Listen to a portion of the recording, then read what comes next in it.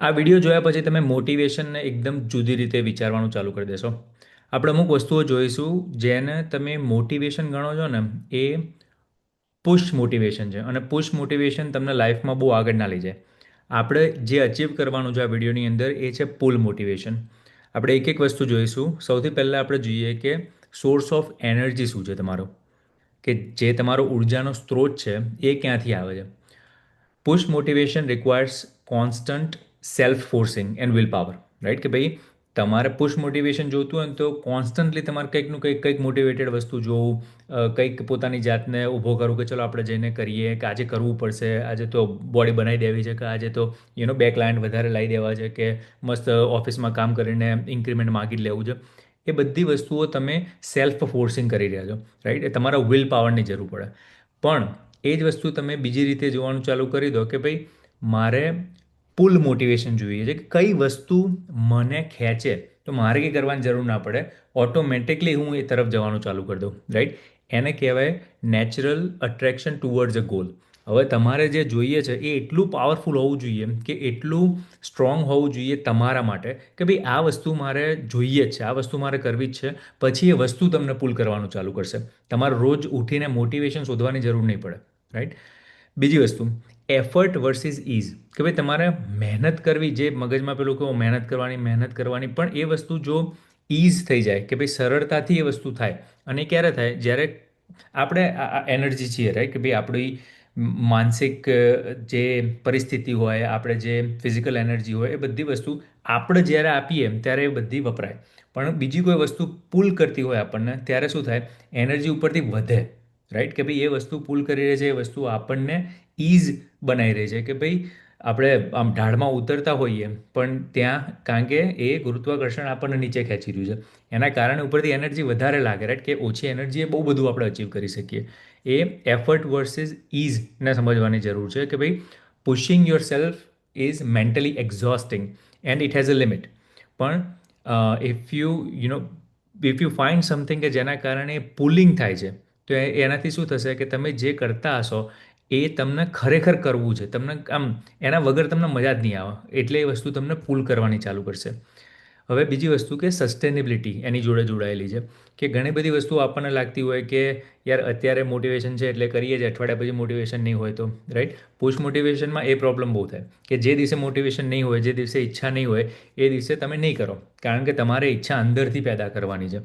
કોઈ વસ્તુ બહારથી તમને નથી લાવી રહ્યું કે ભાઈ ઓકે આ વસ્તુ મને પુલ કરી રહી છે એટલે હું એ દિશામાં જઈ રહ્યો છું. તો હજુ હું એ સર્ચ કરવા ઉપર વધારે ફોકસ એટલે કરું છું, કે ભાઈ તમારે એવી કોઈ વસ્તુ સર્ચ કરવાની છે કે જે તમને પુલ કરતી હોય, જે તમને અટ્રેક્ટ કરતી હોય, જે તમને કરવાની ખરેખરમાં ઈચ્છા થાય. અને એ મળશે once you find the why behind action, કે ભાઈ તમે જે કરો છો એ કેમ કરો છો. તમે કોઈ દિવસ વિચાર્યું? તમે જોબ ઉપર જાઓ છો કેમ જાઓ છો? તમારે બિઝનેસ કરવો છે કેમ કરવો છે? પૈસા કમાવા છે કેમ કમાવા છે? એ જે કેમ જે છે ને, વાય, જે તમારો વાય, એ જો સોલિડ ના હોય ને, તમારે વજન ઉતારવું છે જો ખાલી એટલું જ એટલા માટે જ ઉતારવું હોય કે ભાઈ બીજાને હું સારો દેખાઉં. નો, મારે વજન ઉતારવું છે કારણ કે હું મારી જાતને કોન્ફિડન્ટ ફીલ કરાવું, મને ફિઝિકલી હું વધારે વસ્તુઓ કરી શકું જે હું પહેલાં નહોતો કરી શકતો.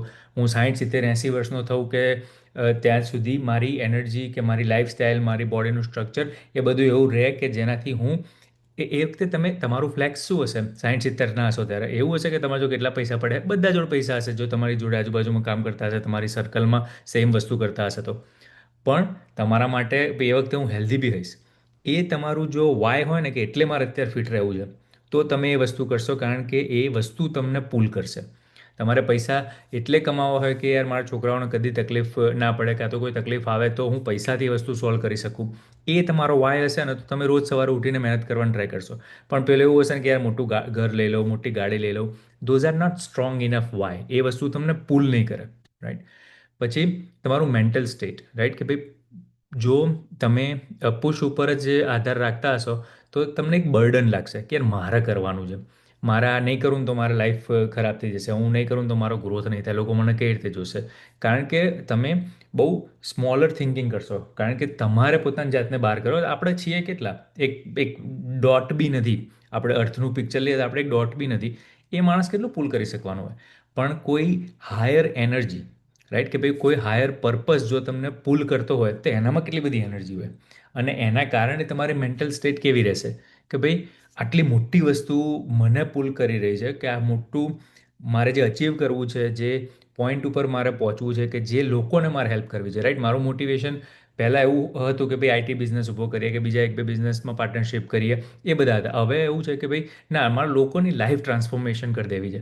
કેવડું મોટું પર્પઝ થયું કે ભાઈ લોકોની લાઈફ ટ્રાન્સફોર્મેશન કરવી છે, તો એ વસ્તુ જ મને પુલ કરે છે. રોજ હું આમ સવાર ઉઠીને મારું મોટિવેશન નહીં જોતું કે ચાલ વિડીયો બનાવીએ, કે કોઈકને બિઝનેસ માટે હેલ્પ કરીએ, કે કોઈકને રિલેશનશિપ ફિક્સ કરાવીએ, કે કોઈકને અકાઉન્ટિંગમાં જરૂર છે તો બે જણને કોન્ટેક્ટ કરાવીએ, રાઈટ?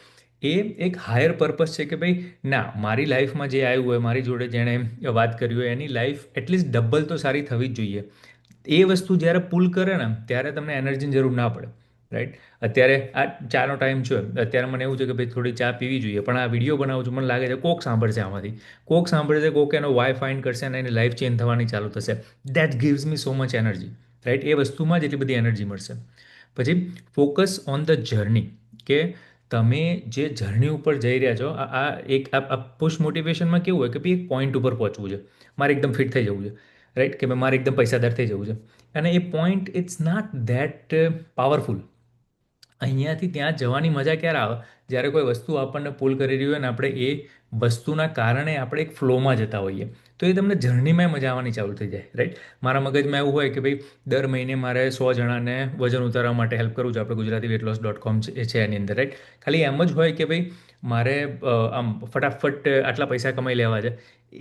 એટલું મોટિવેશન ના આપે, પણ એવું હોય કે દર મહિને 100 જણા જ્યારે એવું થઈ જશે કે એમની લાઈફ ખરેખર સારી થવાની ચાલુ થઈ જશે, એમની હેલ્થ સારી થવાની ચાલુ થઈ જશે, તો મને કેવું ફીલ થશે?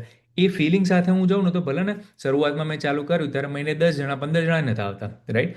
પણ એ વખતે બી એવું વિચાર્યું હોત કે યાર પૈસા તો આમાં તો ક્યાં કમાયા, તો ના થાય. પણ એવું વિચાર્યું કે ના યાર, આ 10 જણાનું બી ચેન્જ થશે, એ રીતે 100નું થશે, તો મને કેવી ફિલિંગ આવશે, રાઈટ? સો એ જે જર્ની ત્યારે જ તમે એન્જોય કરવાનું ચાલુ કરો જ્યારે you actually enjoy the pull side of things, કે ભાઈ આ વસ્તુ મારે કરવી જ, આ મને લઈ જાય છે ત્યાં. તો એક તમે રિઝલ્ટ ઉપર નહીં ફોકસ કરો.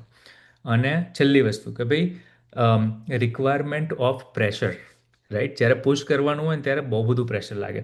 યાર કમાવા જ છે, મારે આ કરવું પડશે, મારે ફિટ થવું પડશે, મારે બિઝનેસ ચાલુ કરવો પડશે. પણ તમે પુલ કરો કે યાર આપણે એક જનરેશન અહીંયાથી ચેન્જ કરી દેવી છે, કે મારા પેરેન્ટ્સ ગ્રાન્ડ પેરેન્ટ્સે જેટલા કમાયા કમાયા, મારા પછી એવું થવું જોઈએ કે ભાઈ મારી લાઈફ પછી એમનું આખું જે પેલું ફાઇનાન્શિયલ સર્કલ કહેવાય ચેન્જ થઈ ગયું, એમની જે હેલ્થની જે હેબિટ્સ હતી ઘરની એ આખી ચેન્જ થઈ ગઈ, એમને બિઝનેસ જે બનવાના ચાલુ થવાના હતા એ આ માણસના ત્યાંથી ચેન્જ થઈ ગયું. એ વસ્તુ જ્યારે તમને અટ્રેક્ટ કરે ને, એ વસ્તુ જ્યારે કહે ને કે આ વસ્તુ આપણે અચીવ કરવાની છે, તો એ પ્રેશર ના લાગે તમારી ઉપર, એ તમને એક આમ એ જ તમને એનર્જી પ્રોવાઈડ કરવાનું ચાલુ કરી દે, રાઈટ? એટલે આ વસ્તુ યાદ રાખવાની કે ભાઈ જ્યાં સુધી તમે તમારી સોર્સ ઓફ એનર્જી નહીં સર્ચ કરો ને, કે ક્યાંથી મને એનર્જી આવે છે, કઈ વસ્તુ મારે અચીવ કરવી છે એના લીધે એનર્જી આવે છે, કઈ વસ્તુના કારણે એફર્ટ આપવા પડે છે, કઈ વસ્તુ ઇઝી થઈ જાય મારા માટે કરવી, રાઈટ? તો એ સસ્ટેનેબિલિટી કેવી છે ને લાંબા ગાળા સુધી એ વસ્તુ રહેશે. અને why am I doing all this, જે કરું છું કેમ કરું છું, રાઈટ?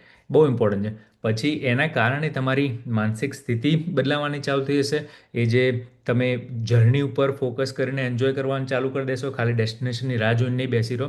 અને જે પ્રેશર છે ને એ પ્રેશર ફીલ નહીં થાય, એ તમને એક લાઈફ જીવવાનું એક્સાઇટમેન્ટ એમાંથી મળશે. આ વસ્તુઓ ઇમ્પ્લિમેન્ટ તમે કરી દીધી ને, તમારું મોટિવેશન પુલ મોટિવેશન થઈ જશે, અને પછી જે લાઈફ ચેન્જ થઈ જાય છે ને હું તમને શબ્દોમાં નહીં સમજાવી શકું. ચાલો, ટેક કેર.